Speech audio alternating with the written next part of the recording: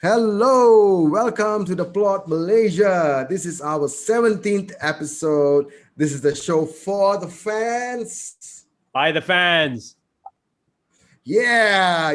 Oh, today we have a very special episode because we are welcoming a guest all the way from Indonesia. Okay, his name is Coach Akash. Apa kabar dong? Hi guys. Hi guys. This is Coach Akash from Jakarta. Wow. Coach Apa Akash kabar? is Apa very kabar? good. Yeah, Kabar apa baik, kabar baik. dong? Like,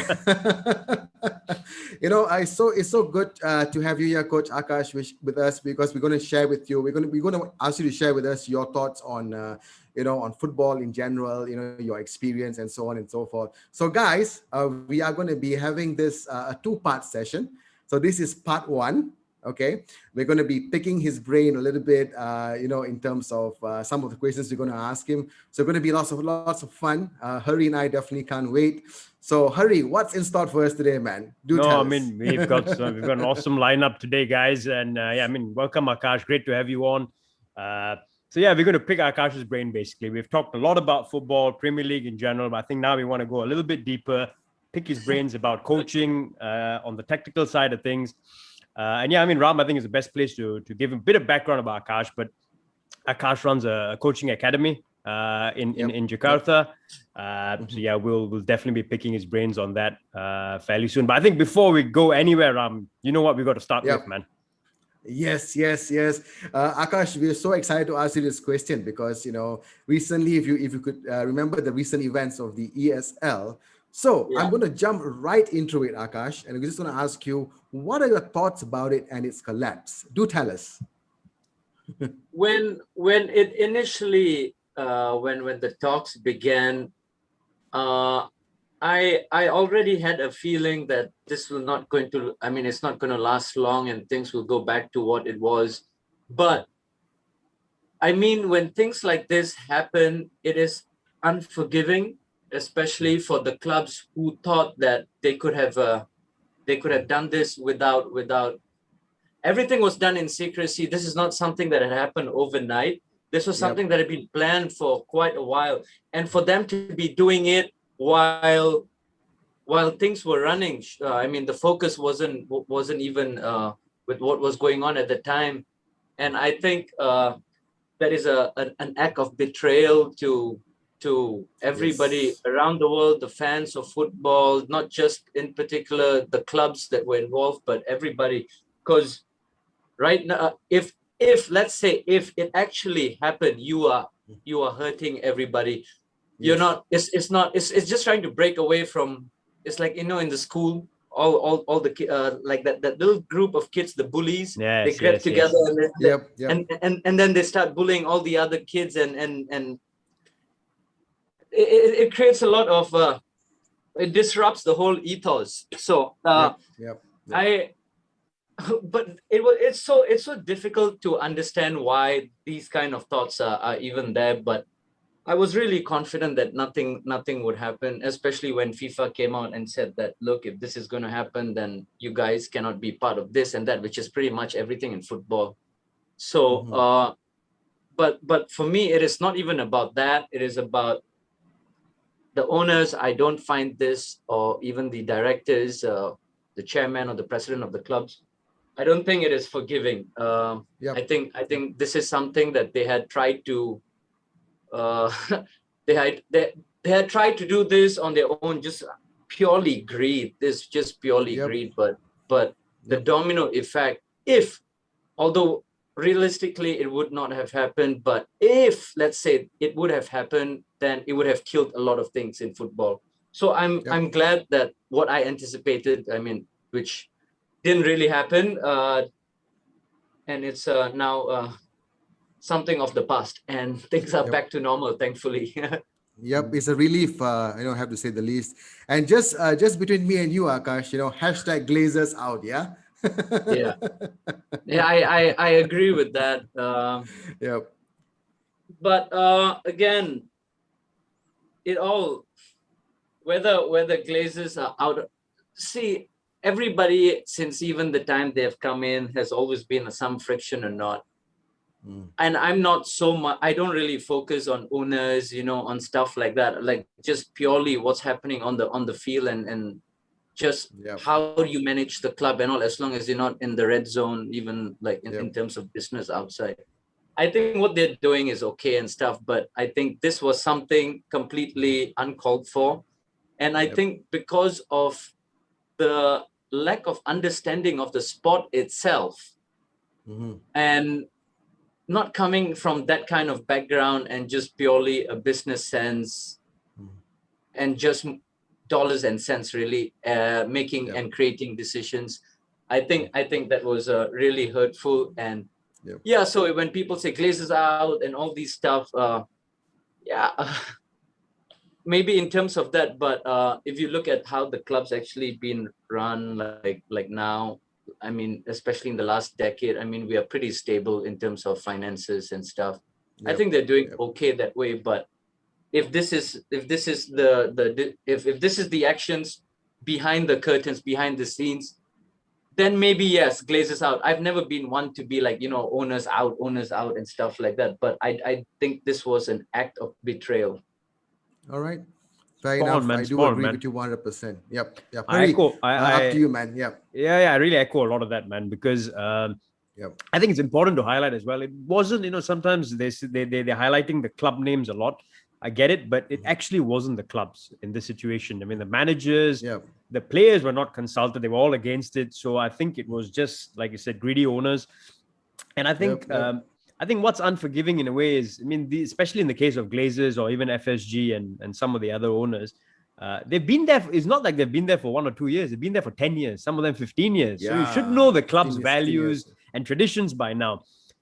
And if you don't, that means you haven't been doing a good job of staying connected with the supporters of the club and the traditions. And if you do, then you just don't give a damn, basically. So I think that was the part I think that hurts a lot of people around, a lot of supporters of these clubs in general. Anyway, thanks for your thoughts, man, Akash. That was fantastic.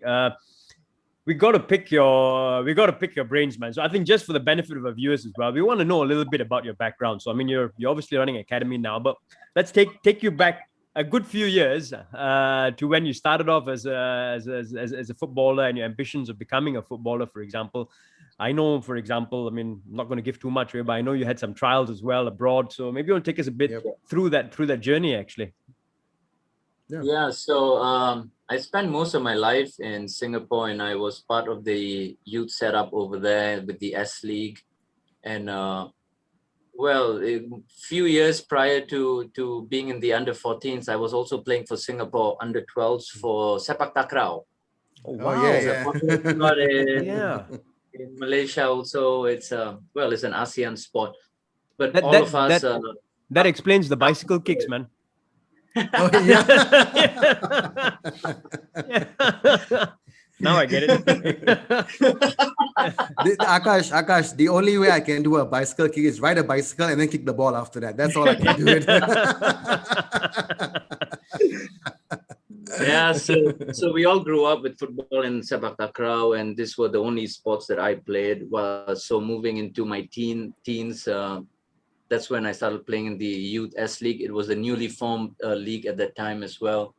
And I represented clubs like Balestier Central and Geylang United. By the time I was 16, I just got done with my O levels, and I was going to go for a trial in Italy at the time, before my 17th birthday, like mid of the following year.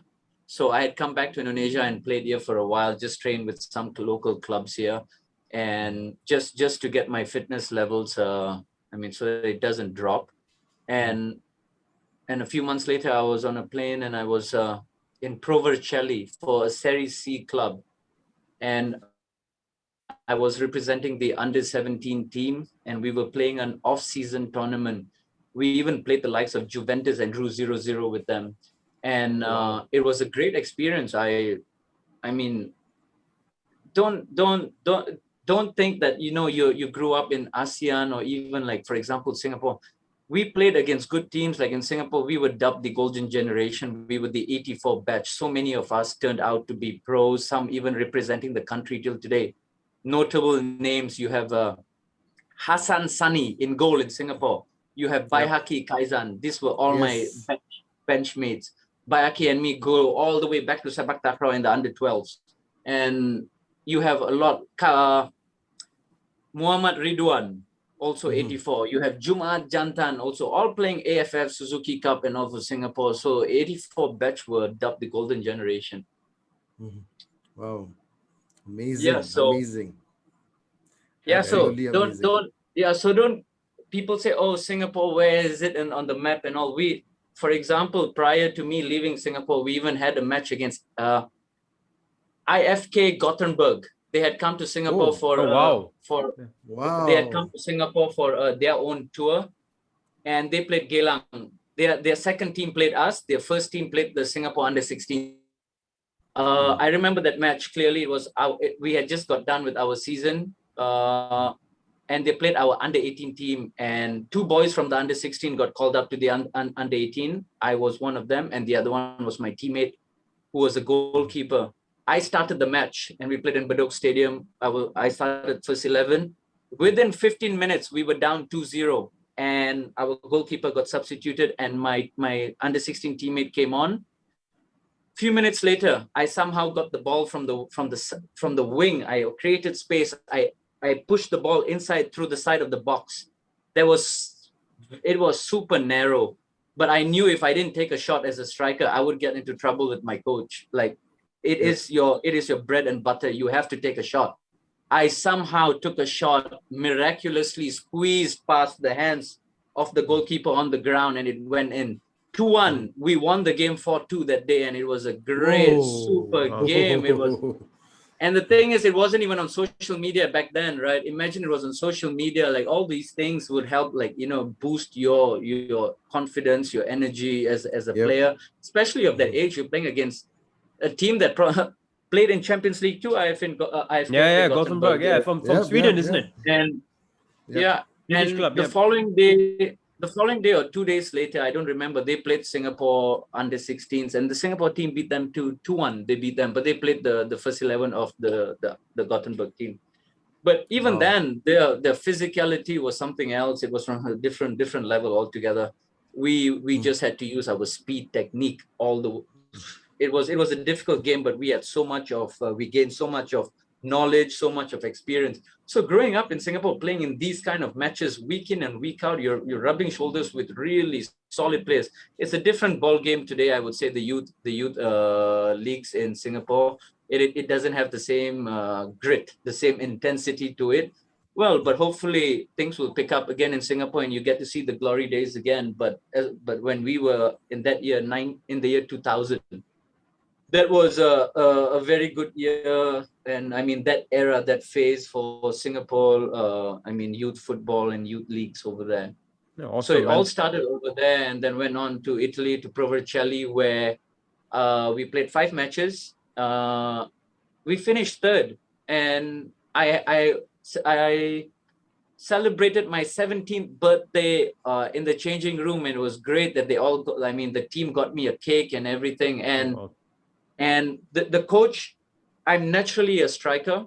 The coach had played me all sorts of positions. I think that game I played a left wing, I tried everything out on the field, and I somehow got my, and it was great. It was a great experience. But bottom line, they had mentioned after the 5 matches and even like finishing third, they had mentioned, look, Akash, you will be part of next season's team if you choose to remain here on your own account. And I was looking for something where they would invest in me, and then I could also go to school. And so that didn't work out. In short, at that time, we were talking about the old Ronaldo. So because old Ronaldo in that era, 2000, 2001, was the best player in the world. And in short, Akash, you're not a Ronaldo. Why should we invest in you when we can get our own players here? It's not that you're 2 levels above us. Yeah. So it's okay, you did well, you can be part of the team structure, I mean the squad, the structure what we have here and stuff, but on your own account. And I don't think it was what I wanted. And Okay. another thing is I knew how important education was. It's something that I didn't want to sacrifice as well. I wanted to do both. So it didn't work Understand. on that note. I came back to Indonesia, trained here for uh, a Persija wing club. So this is together still with the same organization, and a couple of my teammates in that team well, they went on to play for Persija as well for at least a decade. So it was another strong squad, and always just rubbing shoulders with really talented players and talent pool in And general. Akash, just to say, you were talking about the players that you were actually rubbing shoulders with. You were just mentioning about the talent that came across in that batch of '84. You said, and like just like your mates who played for the Singapore national team and so on and so forth. However, I just wanted to ask you a question in relation to that. In speaking about the talent, I want to know what are the talent pool like, in Indonesia and Southeast Asia right now. I mean, what are your thoughts about that? I think when we speak of talent pool, I think there's a big pool of talent, especially in Indonesia. But I Mm, find that perhaps in terms of because it's still a developing country, so you have a lot mm, of things more important than football, as you would say. yeah. A lot of Hmm. priorities are somewhere else. Where I mean, we talk about facilities, and we can count with probably one hand for the entire country, where we can actually have a proper Mm, pitch, Oh wow. a I proper see. Oh, training wow. center, and Okay. stuff like that. So you have many talents. Just as they get older, there'll be something else, and it's no more football. It's something else in life Yeah. where you Hmm. are literally struggling to put food on the table. So it's really not something that people have patience Hmm. to try to blossom in, That's although although the talent is there. So these are things that I feel are slowly changing. The mindset is slowly changing. Maybe in the next lifetime, perhaps, or maybe a few decades from now, we will see a change. But it is difficult.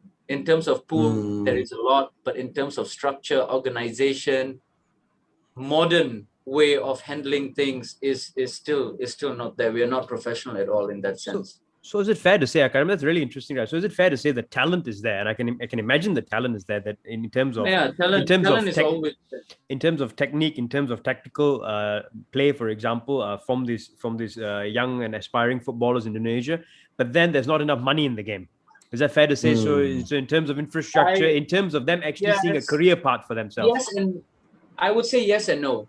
Whether the money is being allocated in the right place to the right people and used correctly, that's another story altogether. Hmm. But where the money is, Hmm. for example, an example that I can give you right now, a friend of mine he just started his own training center, a world class training center they just built and still building. It's still moving right now. I Hmm. think there's I don't know, maybe 5 6 pitches, a tribune. This is out of Jakarta, not in the capital city, where Yep. Okay. land is still I mean readily available for such use. It's a few hectares. They build their own hotel for, so it's like a tourism for foot I mean football tourism, where you can even it can be used even as training centers for clubs or during off season.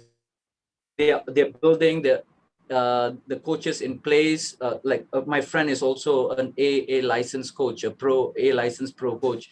So they've hired all the top personnels for to handle the teams within their own in-house club, and they have also just drafted into the second league of Indonesia. They aspire, I mean, to be like the Liga Satu, the Super League, the first league clubs. And I think they will get there if this is the momentum, because they're very serious. They have the right mindset. But like I said, this is the minority. We can count with one hand how many people can do this. If everybody actually puts in that effort, I think then we will start seeing a change. So do you Otherwise, see a everybody expects a change, but nobody is lifting a muscle.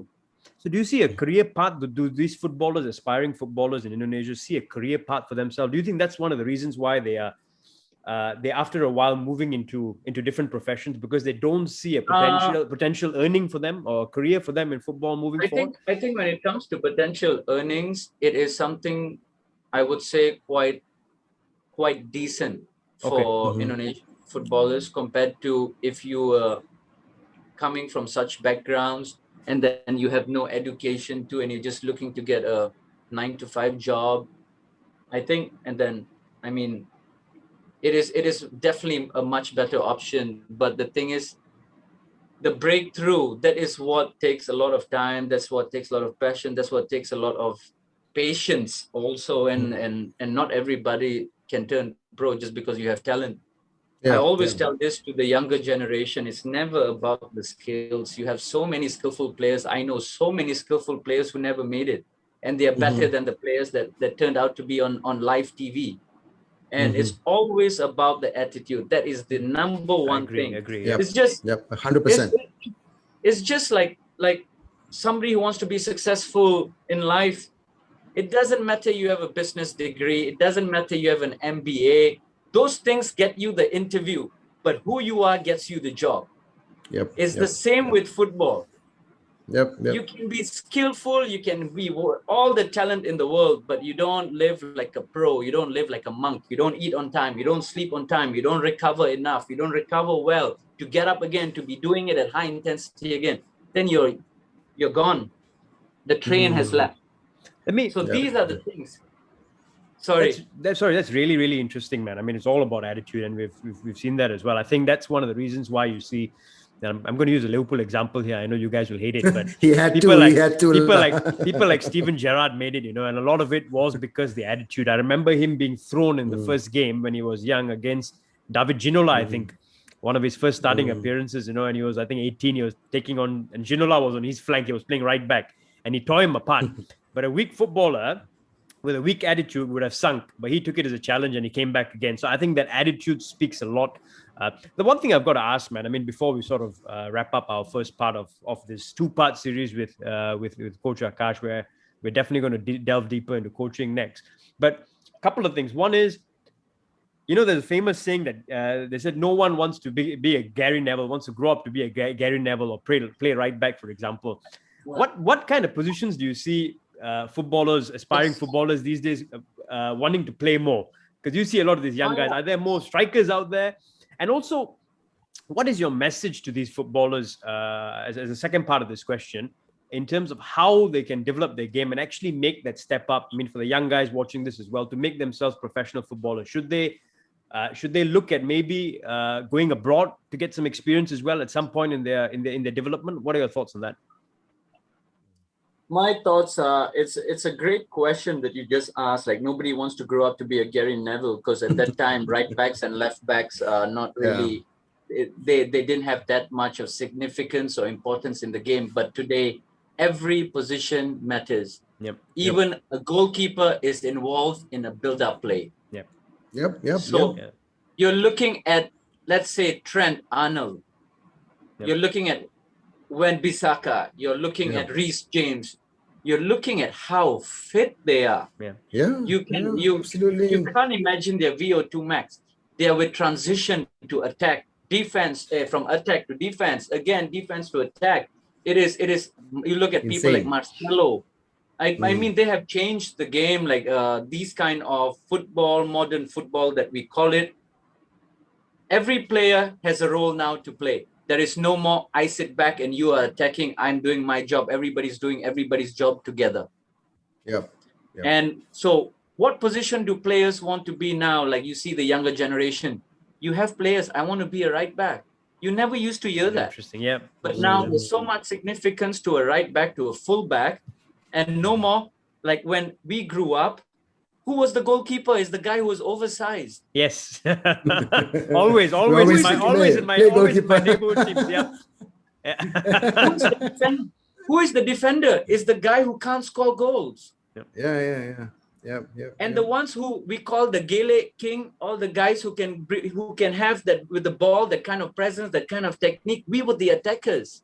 Mm-hmm. And then everybody else is left to whatever position is remaining on the field. But it's no longer like that today.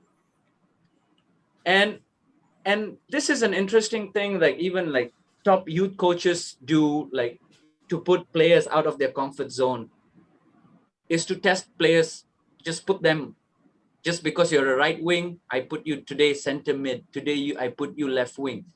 How can you help the team in case anything were to happen? We can shuffle it around, and you can still play an A flexibility. game. Yep. So you have to learn. Just doesn't mean you're a right wing for the rest of your life. You're playing right wing. I have players, I have teammates before who were center mid, even a top scorer, and today playing pro as a center back. How did that transition happen? It has to, I mean, the first team coach must have seen something in him to be putting him there as a first 11, as a pro player, now as a center back. Yep. Yeah. But in the youth academy, he's a top scorer. So I mean, you must also understand as a player what qualities you can bring for the team, and it's not just fixed. You're this position, you're this position. And I give credit to a lot of youth coaches who do this. They shuffle around, they make the players out of their comfort zone, and suddenly you realize that, look, I'm also good at this, I'm good at that. There's so many more strengths than just that one particular position. That's really interesting. It's a good discovery for themselves. It's like a getting to know themselves even better, discover themselves to a different level. I mean, that's such a good point, man, because I know, for example, again, I'm going to use a Liverpool example here, but I think it applies to all teams. You'll see nowadays, they're looking to sign players who can play multi-roles, as opposed to one who can play, especially someone who can play across the forward line. This is not a striker, but we want someone who can play across the forward line. So if anyone falls down, he can take the place of anyone. I think they're looking for more of these multifunctional footballers, and I think and again, a good point. I think youth football, and you're probably best placed for this, Akash, but good to hear from you as well that they're trying players in different positions, because I think you can pick up certain skill sets from different positions, which help your overall game as well, right? Develop your overall game as well. Like if you're a defensive midfielder, you're more aware of your positioning. For example, if you're an attacking midfielder, you're probably more aware of space, and you're looking for space and how you can create space. So I think it helps generally when you play different roles, especially at youth level. So you develop the skill set to become a full-on pro. Especially at youth level, the younger you go, I think many coaches have to understand that it's not about winning and losing. I mean, these are kids. You want them to grow. There's no point winning every game 10-0 and finishing the season as champions, and then nobody turns out to be a player at the end of the day. So I think the real winner is if you can actually develop these players and make them successful within the industry. Awesome. All right, guys. I mean, like I said, it's going to be a 2-part show, so it's great to dig into some of the insights on grassroots level, especially from Akash. We're going to delve more into the coaching side of things in the next part. But Akash, really quick message for footballers, man, before we end it. Really quick one. Do you think growing talent or youth talent in Indonesia and across Southeast Asia should go abroad at a younger age, like you did, for example, for that exposure? And you think it helps them in of course, for sure. It's happening here in Indonesia. Awesome. We just had a couple more players in Croatia in the lower divisions. So there are organizations bridging this, and it's great. Awesome. We have a show called Garuda. Garuda is our logo for Indonesia. Garuda Select, and these boys are playing in England. This whole entire team managed by Dennis Wise. Oh wow! Okay. Wow. Yeah, so it's a great project, and these guys are doing really well. They beat some of the English clubs too. Maybe many of the English clubs. I'm going to actually look out for that, man. That's really news for us, so it's really going to look up for that as well. Garuda Select. That's what it's Garuda called. Select. All right. Awesome. All right. Akash, listen, pleasure getting your insights now. And guys, like I said, we look forward. I mean, please look out for part 2 of this as well. There's 2-part series. Yes. For the time being, Ram, it's the plot. For the time being, signing off in the plot from part 1. This is the show for the fans. By the fans. Cheers, guys.